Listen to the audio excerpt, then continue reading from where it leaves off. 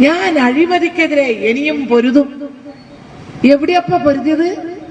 ഈ ഗണേശൻ എവിടെയാ അഴിമതിക്കെതിരെ എവിടെ പൊരുതി എന്നാണ്? അഴിമതിക്കെതിരെ ഗണേഷ് കുമാർ, ആർ ബാലകൃഷ്ണ പിള്ളയെല്ലാം പൊരുതുക. നല്ല പുള്ളികളാണ്. ആവശ്യമില്ലാത്ത കാര്യത്തിൽ ഇടപെട്ടാലോ നിങ്ങളും വായിക്കും. ഈ അഴിമതി നടത്തിയവരാണെന്ന പേര് പറഞ്ഞാൽ രക്ഷ കിട്ടുമല്ലോ. ആരും വിശ്വസിക്കാൻ പോകുന്നില്ല. തള്ളേ, നിങ്ങളുടെ പൂർവ്വകാല ചരിത്രം എന്നെ കൊണ്ട് പറയിക്കരുത്. ചോറ് തിന്നുന്ന ഒരു മനുഷ്യനാണെങ്കിൽ ഇത് വിശ്വസിക്കാൻ പോകുന്നില്ല. പത്തനാപുരം നിയോജക മണ്ഡലത്തിലുള്ളവര് അഭിമാനികളാണല്ലോ. അപ്പൊ സൗകര്യം പോലെ എപ്പോഴാന്ന് വെച്ചാ നമുക്ക് ഈ കണക്കുകൾ കൂട്ടിയും കിഴിച്ചും നോക്കിയിട്ട് മൊത്തം മുതൽ ഞാൻ അങ്ങ് സാറിന് തരും.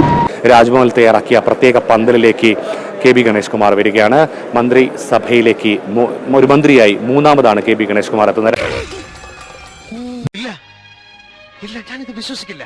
വിശ്വസിച്ചേ പറ്റൂ. ഈ അഭിമാനം പണയപ്പെടുത്തിയിട്ട് ഈ രൂപത്തിൽ ഇങ്ങനെയുള്ള വ്യക്തികളോട് സമരസപ്പെട്ടു പോകാൻ ആർക്കെങ്കിലും കഴിയുമോ? ആ പാർട്ടിയിലുള്ളവർക്ക്? ആര് പറഞ്ഞു? ഞാൻ പറഞ്ഞു? ഞാൻ അങ്ങനെ പറഞ്ഞിട്ടില്ല. കഴിയോ? എല്ലാവർക്കും ഇല്ലേ ഒരു മാനാഭിമാനം എന്നൊക്കെ പറയുന്നത്? മനുഷ്യർക്ക്, മൃഗങ്ങൾക്കില്ല, മനുഷ്യർക്കുണ്ടല്ലോ. എന്നെ വേറൊരു പേര് വിളിച്ചല്ലോ. ഞാനൊരു സത്യം പറഞ്ഞ് വിശ്വസിക്കൂ. പറയൂ.